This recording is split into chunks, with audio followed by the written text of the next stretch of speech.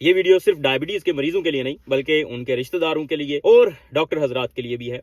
क्योंकि रिसेंटली अभी एक हफ्ता पहले गाइडलाइंस बदली हैं डायबिटीज को मैनेज करने के लिए और एक नई मेडिसिन को फर्स्ट लाइन करार दे दिया गया। नई तो नहीं है, काफी अरसे से चल रही है, लेकिन उसे अब फर्स्ट लाइन करार दे दिया गया है मेटफॉर्मिन के साथ, और वो है SGLT2 इनहिबिटर्स, जिनमें ग्लिफ्लोजिन आते हैं, एम्पाग्लिफ्लोजिन, डेपाग्लिफ्लोजिन वगैरह। अब इसे फर्स्ट लाइन करार क्यों दिया गया है? क्योंकि डायबिटीज एक मेटाबॉलिक डिजीज है, हमारे लाइफस्टाइल के साथ बहुत गहरा ताल्लुक है इसका, और सिर्फ शुगर को कंट्रोल करना इनफ नहीं होता, बल्कि आपके दिल को प्रोटेक्ट करना, गुर्दों को प्रोटेक्ट करना, किडनीज को प्रोटेक्ट करना, दिमाग को प्रोटेक्ट करना, हर चीज को प्रोटेक्ट करना बड़ा जरूरी होता है। इसके लिए आपको जितनी जल्दी हो सके अपनी डायबिटीज को प्रॉपर कंट्रोल करना जरूरी है, और इन ऑर्गन्स को प्रोटेक्ट करने के लिए आप अगर मेडिसिन इस्तेमाल करते हैं SGLT2 अलॉन्ग विद मेटफॉर्मिन तो आपको ज्यादा फायदे होते हैं। बहुत सारे लोग ये सोच रहे होंगे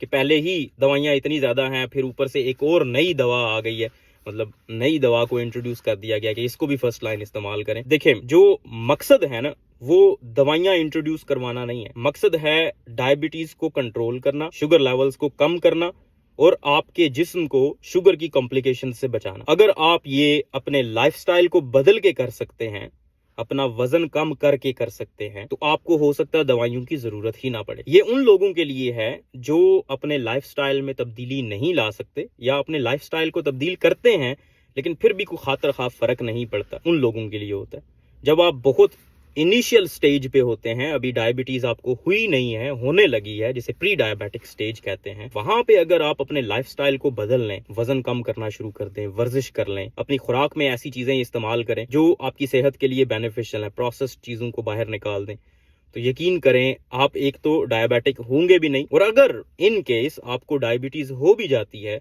तो वो आपको नुकसान नहीं पहुंचाएगी।